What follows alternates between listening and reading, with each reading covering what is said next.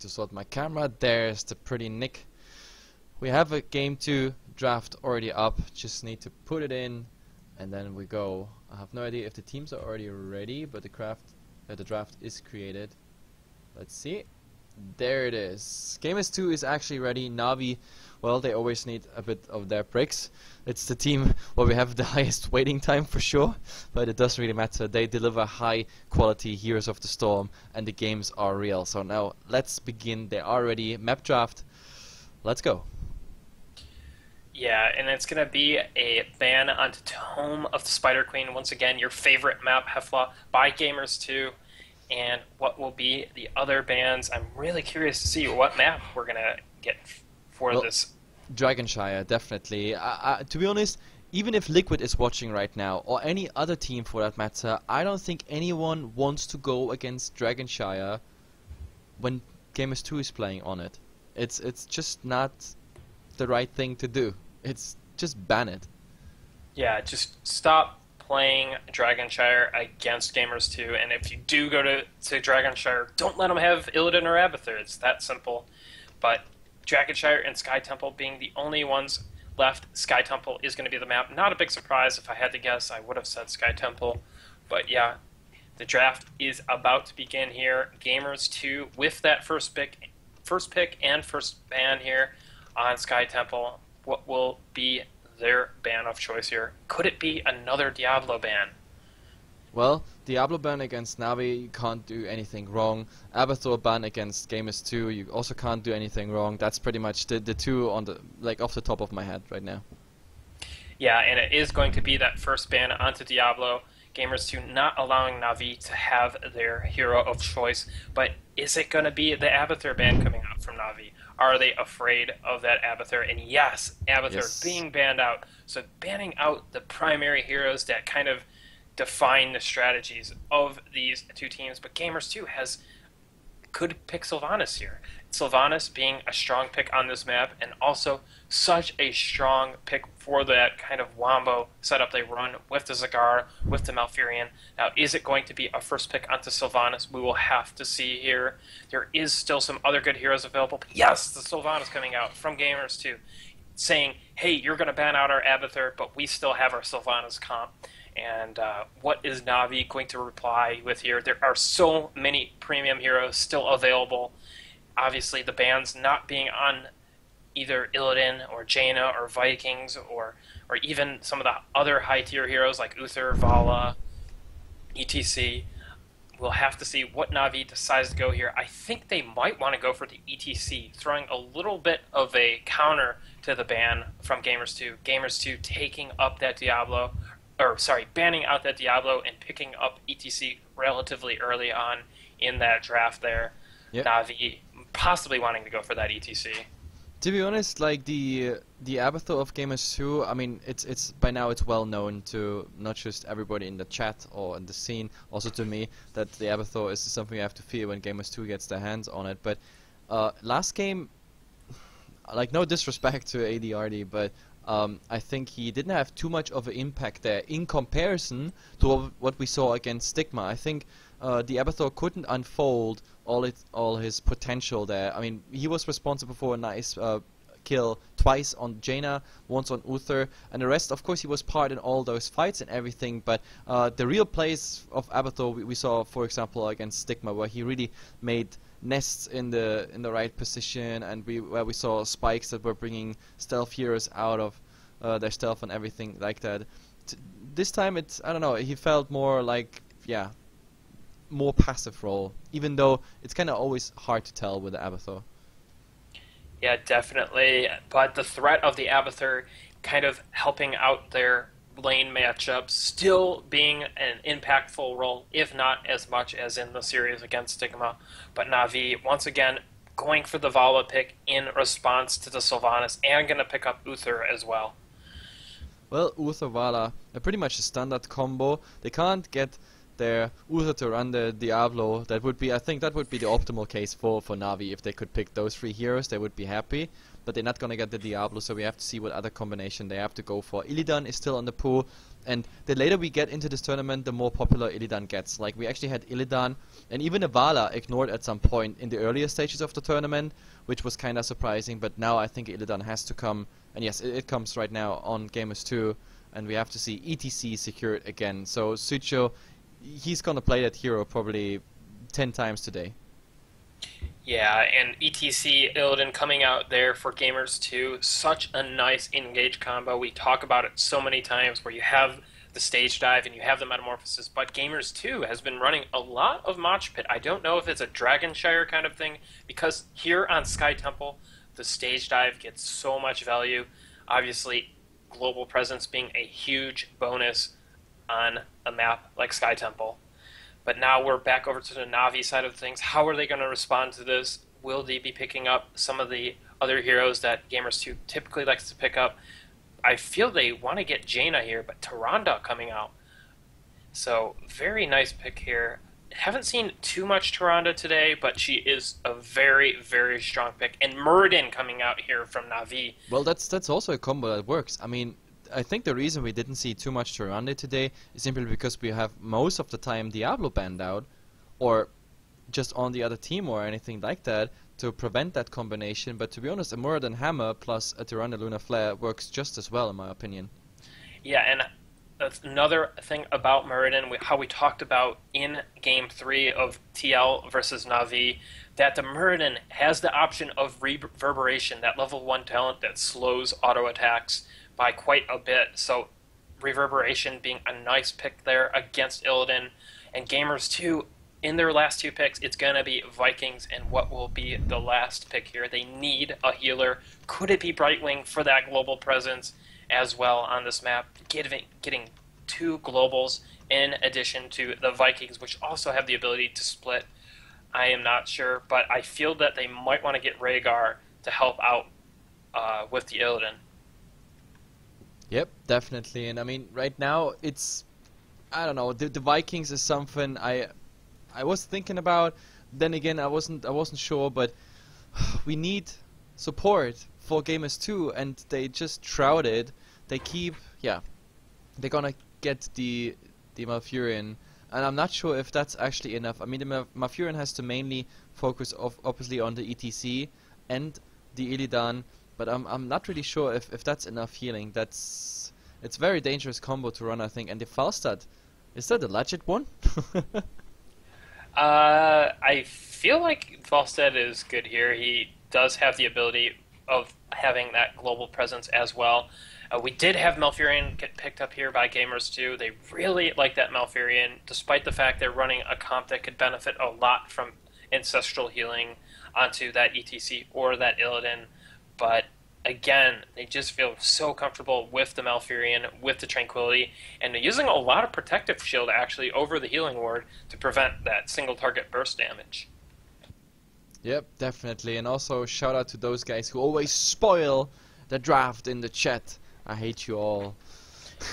Well, actually, Half-Light, we're going to have a Zeratul instead of the Falstad, so no big surprise there. Oh, Na'Vi, okay. once again, going for the Zeratul pick, comfortable in the Zeratul play. And, yeah, I just have to say, both interesting team compositions once again. A little bit more of a standard game, not going to have that Abathur, but Gamers 2 instead having that Lost Vikings, which can be so very strong here on Sky Temple. So 2 premium choices on their team in the Vikings and Illidan. Will Gamers 2 be able to close this series out with a 2-0? It's going to be tough. Yeah, that's the question. I mean, it's going to be tough. Navi's not just any team, especially against Team Liquid. They prove to be a worthy opponent, but then again, Navi, I don't know, ever since the DDoS, they lost against Liquid, now they lost against Gamers 2, maybe the entire mojo went down the DDoS train. I don't know what's going on, but we have to see if Navi can just pick it up and just blast Gamers 2 out of this best of 3, at least coming back for a second game and then saying hello all out in game number 3. And I'm pretty curious what a game 3 will mean for the draft, because those teams, they are known to draft very exotically when there is a situation to go for. And what is this going on? Someone just picked... What? No, now they picked the right heroes. I was just Abathur. No, this one is definitely Ban. So let's look into the lobby and get ready here. Yeah, I have to imagine, going back to what you were saying there, Na'Vi has to be on some kind of tilt. They were up against Team Liquid 1-0 in that winners bracket finals, and then losing 2 games in a row because of the DDoS situation. So definitely have to be having an impact on their mental state, but they have to get it together and win this game here so they can bring it to a Game 3 against Gamers 2, and then be able to beat them and get revenge on Team Liquid in that finals. Wait. Well, did they assign the observers correctly? No, they did not. You almost had to play a game, Hefla. And I don't see a Sergeant Hammer or Murky in this game, so... Yeah, it's like, I'm so noob, like, unless you give me Sergeant Hammer and Murky, I'm completely out of this. Please, no! I think now we got it, like, all the sorting. But when they, like, if they change sides, which means I have to change my overlays as well, so we're gonna have, on the left side, we're gonna have Na'Vi, if I got this straight. And then on the other side we have Gamers 2, so... correcting the overlays. Because Na'Vi makes me to. I have to say, Na'Vi is now officially the most inconvenient team out there. Breaks, DDoS, forces casters into overlay change, and that's pretty much it. Trolls you in the lobby. True. But yeah. That too. 9 out of 10 players ready. Hopefully gonna get in here soon. Yes, 10 out of 10 players ready, and the match is beginning. So, I'm not gonna play, guys, even though that would have been a very funny experience, but I don't think Na'Vi wants to put their money on me right now. This is... It's a bad idea, because those guys are really good. I don't think I can keep up with this. Then again, I'm not that bad. Doing pretty good here, Hefla, but is this our first Sky Temple game today? I think it's the first one today. Yesterday we had 2, today it's the first one. Yeah, and let's see here. Well, feel like introducing our teams there, Hefla? I guess we can do it for the second game. We have enough time. Overlays and everything is, well, changed. So let's see. We got Mr. Ethereal on that Zeratul in the mid. We have Breeze playing that Murden, Cilium, Devala, Splendor, always on the healer spot. I like his Röger, by the way, but this time we're gonna see him on the Uther. Schwimpy. I love this name. It's so Germanish. Schwimpy. Either way. He's gonna play Tyranny. On the other side, ETC, the one and only, one of my favorite players this tournament is Sucho, the guy you always have to be afraid of. Mosh pits, good. Stage dives, mostly good. If they're not good, they mostly lose the game. Like Joey, the one we also see often in chat, is gonna play that Illidan. And top, where they already fight around that watchtower, we have Nika, ADRD on the Vikings, so no Abathur today from him. And Leo from Korea, the guy who forgot to take his pills on that Malfurion. That's pretty much it, and back to your lanes. Oh, actually, we already see something. I praised him so highly, and now he's getting tons of damage, ending up on like 10% HP after this nice combination here. This is not the way you should start in a game. No, you don't want that to happen. Don't want to get ganked too early on in the game.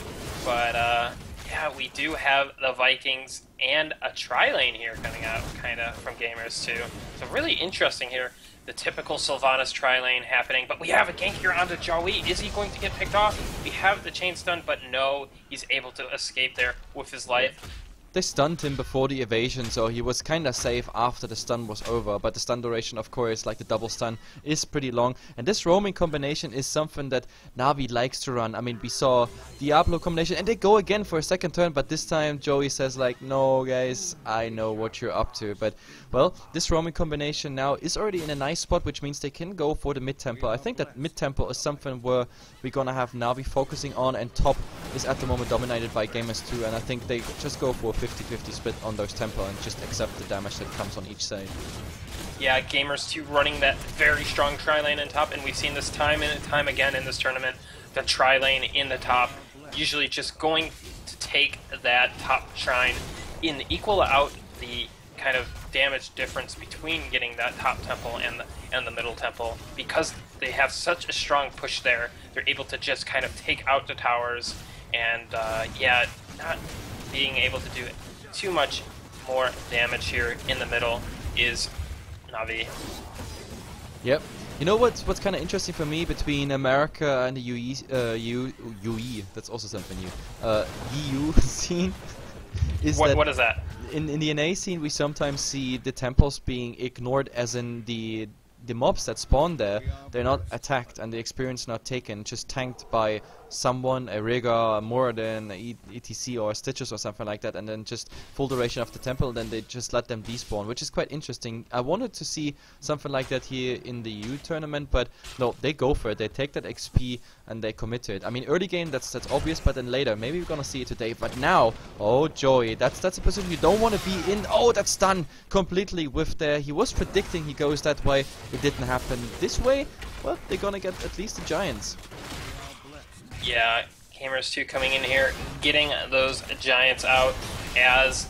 Oh, sorry, Na'Vi coming in here, getting those Giants out as Gamers 2 take their own bruisers there in the top lane. We do have a gank here onto ETC. Will he fall down?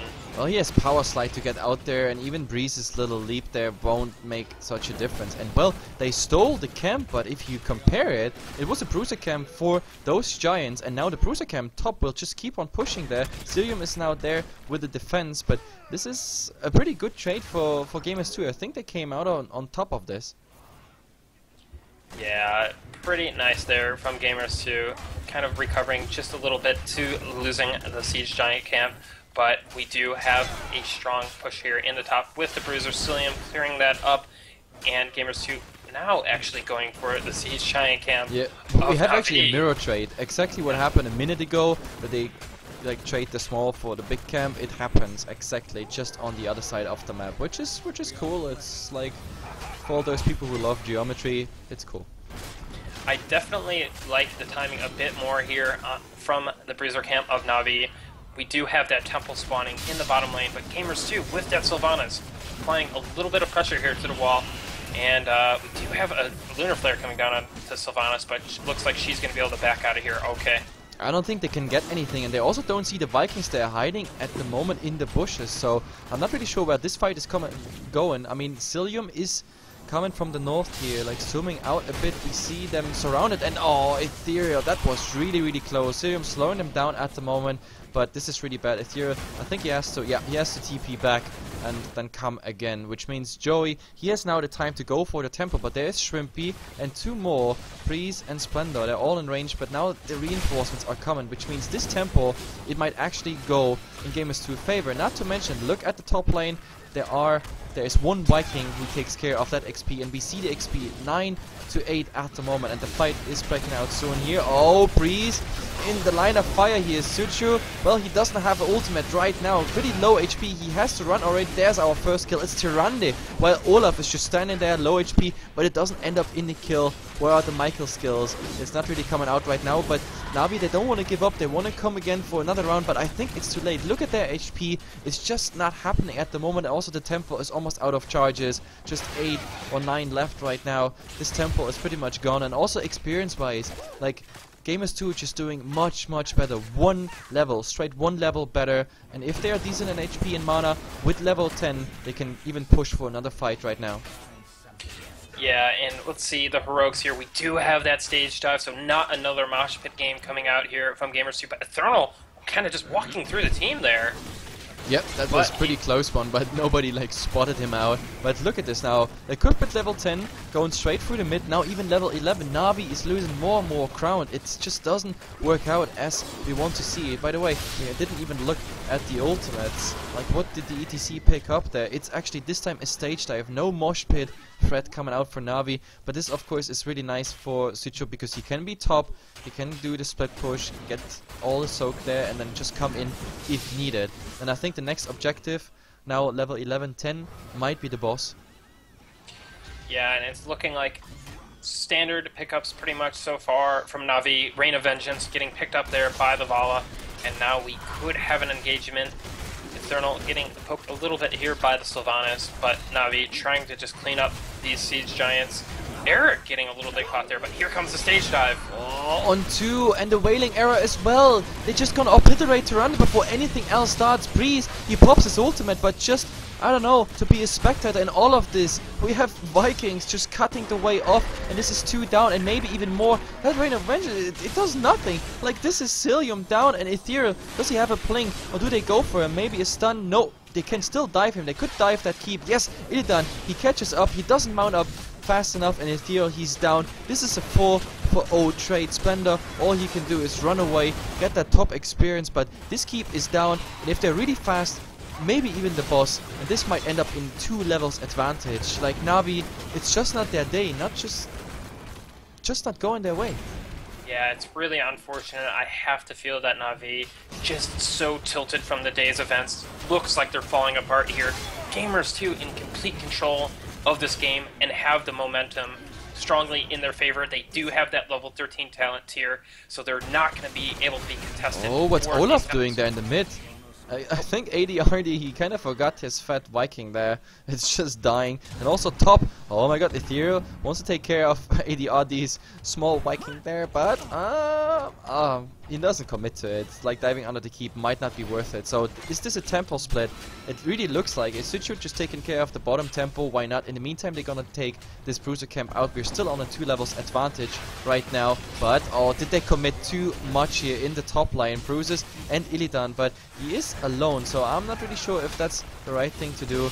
4 versus 1 here. Muradin is the one who tanks all the creeps, but is this really the right thing to do? So much, I don't know, lacking so much XP. Illidan finds him there, hit by the owl, stunned, but oh my god, he's diving deep. 4-man Metamorphosis, he's going really, really deep. Well, Malfurion in the Void Prison, but Sichu is there, blocking them off. Oh, this is a bad fight for Na'Vi. I can't even look at it. This is a disaster. Uther is going down, and they want to get the Tyrande. Now both of the supports are down, which means this is probably the end of the story here. Cilium, well, he tries to, but even with the support of Uther there, there's no way they can win this fight anymore. 3-for-0 trade. Gamers 2, I think they're not gonna settle for less than a keep.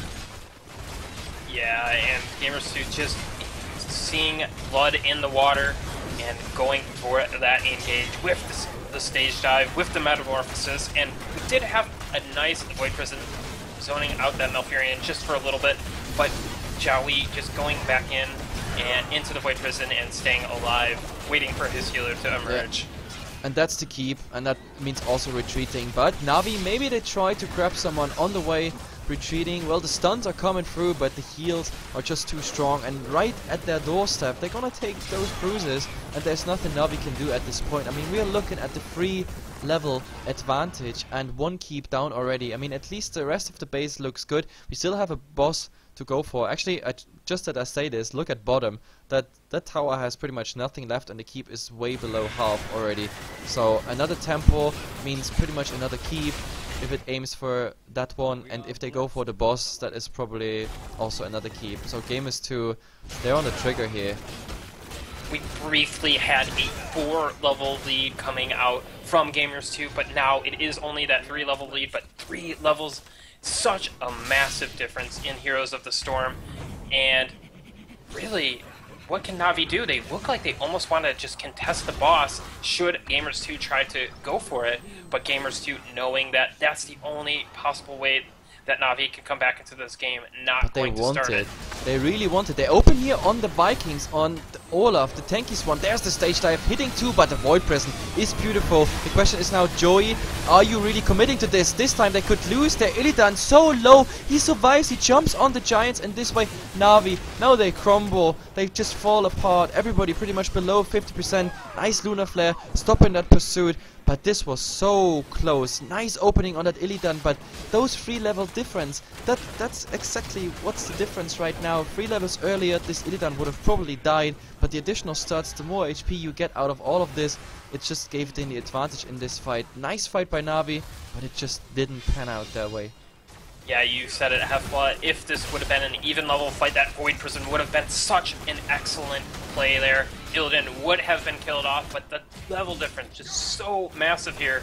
Gamers 2 allowed to take a sloppy team fight, and now what is Na'Vi going to be able to do? Well, Not it looks much like here. another fight, and this time Cilium low again. Well, Uther gets a heal off, but now they are blocked in actually by their own heroes, but Illidan is going down. Of course, this is really bad news. Well, Uther is the trade for it, but he can heal for a tiny bit more. Not level 20, so no redemption, nothing is coming in, and it looks like Gamers2, they don't care. Sure, we're Illidan short, but we get the key, and then we can fall back, maybe even getting that temple, but at the moment, no, they commit for it. And look at the HP! Lunar Flare stopping them for just a second, but Tyrande once more is the one to die, and the reason they're not going away is because they have the boat, and they can just commit it. The boat is actually killing the key, falling back to that temple with still half of the charges plus the final 4. We have pretty much that keep down, but who needs temples on Sky Temple? You can just do it manually, old school. Just go to the keep and punch it to death. We have a 3 3/4 level lead here for Gamers2. Despite losing that Illidan there, they are in such a commanding position. I just don't see what Na'Vi can do to get back in this game. I just don't see it happening. Unless Gamers3 really go YOLO in and just throw it all away, I just don't see it happening. I mean, look at the map. Just a tiny, I don't know, split second. Look at the minimap. It tells you the situation. We even have tier 1 keeps still standing. Defense line here. All the towers, even the gate. Everything is still alive. Just the top keep just falling now.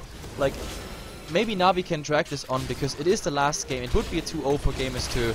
But just one more fight, one more bad tempo. But oh, Sitcho is getting burst down. Is this the comeback we are looking for? No. Cilium being silenced and everything. Illidan just hopping a nice Void Prison, stopping the boat for now. All they have to do is focus Joey, but Joey helps himself going in the Void Prison, and now we see the old pattern. Nice start by Na'Vi, but the turnaround is just following, and now Shrimpy losing all of his HP. Splendor is the next one. Breeze just helps himself, leaping over that little wall, but I think that's pretty much it. He can't help himself but dying. It's just a matter of time. Only survivor is the Zeratul, and I think we have a GG, a very clear GG here. There's nothing, absolutely nothing Na'Vi can do. Na'Vi is out of the tournament. I mean, congratulations, it's a number 3, but still, Gamers2 just better. Yeah, Gamers2 really outplaying Na'Vi in this series, and really strong play coming out here on Sky Temple.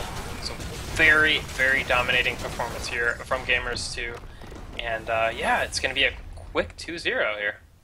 Yep, pretty much. It's wow. It's actually quite amazing to see this. Gamers2, they struggled in their winner bracket, and I thought, wow, Gamers2 is so disappointing in comparison to what they showed us in the qualifiers, and as soon as you send them into the loser bracket, they suddenly come with a performance that is just taking out all those teams. I mean, Gamers2 did not just send Na'Vi home, Gamers2 sent SK Gaming home, they sent Stigma home, and now Na'Vi is going home as well. The only difference is Na'Vi is going home, of course, with a prize. So that being said, I'm actually showing this for all the people who just tune in here. Enter the Storm by Gozo Gamers, of course, sponsored, as well as Alienware and Rocket. Like, here we can see it, if I have the right overlay. There it is. You see the tournament prices right now. We just had the loser bracket final, which means Na'Vi gets $250 plus the hardware, and the 2 teams left, Gamers2 and Team Liquid, they fight now for the $2,000, and of course, sort of the $750 consolidation prize. But everybody wants that $2,000. It would be the perfect start into a new Arising Pro scene here. Heroes of the Storm, amazing game. I mean, I love to cast it. It's the first time I actually cast it, but I already love it. Maybe you're gonna see a bit more in the future of me there. Same for you, Nick. That game was amazing, and we have a best of 5 coming now. Yeah, the finals coming between Team Liquid and Gamers2. Who will be victorious? And I just have to say congratulations to Na'Vi on taking the 3rd place. Well deserved to get that prize. They showed us some amazing games and compositions throughout this entire tournament. But yeah, yep, really eager to get into those finals. So the final is actually scheduled for 22. It might be we start like 10 minutes earlier, but guys, before a best of 5 you have to be prepared, which means I'm gonna go grab a muesli bar and another tea. Nick is grabbing a beer as usual. He's drunk all the time, I tell you. And I don't know, you guys can grab something as well. We are back in 10 minutes, 50 minutes maximum, and then best of 5, Team Liquid versus Gamers2. And if Gamers2 keep on playing like this, they have a chance against Liquid. Then again, formerly known Team Liquid as El Nexo, they look good. And Gamers2, they are down now, what, 7 games played? 4-3. Yes, twice 2-0, and one game was 2-1, which means they have 7 games now played in a row. Exhaustion is of course a factor in a final, but then again, that's what you get when you are in a loser bracket. You have to fight your way up, and you have to fight double as hard. Liquid, they're laid back. They had a warm-up game, kicked out Na'Vi in the loser bracket. They should be more fitter, the fittest. That's the question mark. Be right back, guys. Yep. Stay tuned.